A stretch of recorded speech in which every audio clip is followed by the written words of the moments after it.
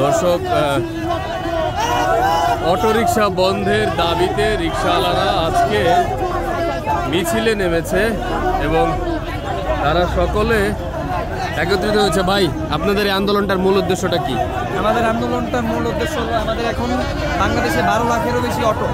এখন এত অটো যদি ধানমন্ডি এইসব এলাকায় চলতে না দেয়, 12 লাখেরও বেশি মানুষ খাবে কি, করবে কি?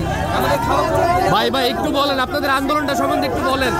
ভাই, আমাদের 12 দফা আন্দোলন আমরা করতে 12 দফা দাবি দিয়েছি। আমাদের কথা হচ্ছে, এতগুলা গাড়ি একটা সঠিক ব্যবস্থা না করে এই গাড়িগুলা বন্ধ করেছে। হাইকোর্টের রায় আমরা আমাদের অটো চলার অনুমতি দিতে হবে, চলবে। দর্শক, দেখতে পাচ্ছেন যে তারা প্রায়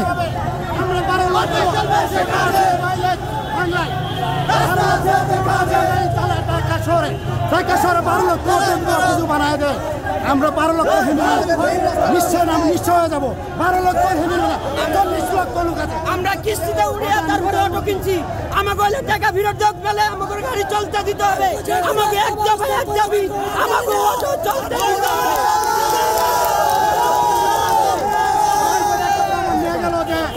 যে 3 দিনের মধ্যে অটো বন্ধ করতে হবে। আপনার বিচারপতি, আপনার দেশ গড়ার কারিগর, আমরা জানি দেশ গড়ার কারিগর। অন্যায়ের বিচার করেন, কিন্তু এমন বিচার করবেন না যেখানে আইন শৃঙ্খলা মেনে অটো চলবে সেখানে।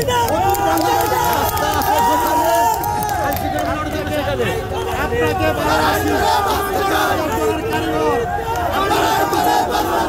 যেই হাতে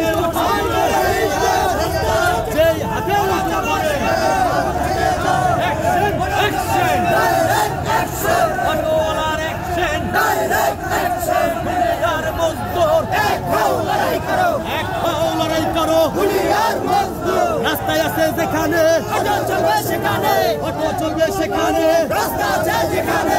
অ্যাকশন, অ্যাকশন, ডাইরেক্ট অ্যাকশন, অটোওয়ালার অ্যাকশন, ডাইরেক্ট অ্যাকশন, রিকশাওয়ালার অ্যাকশন, ডাইরেক্ট অ্যাকশন। আমাদের দাবি মানতে হবে, মানতে হবে। আমাদের দাবি, রাস্তায় আছে যেখানে অটো চলবে সেখানে, অটো চলবে সেখানে, রাস্তা আছে যেখানে।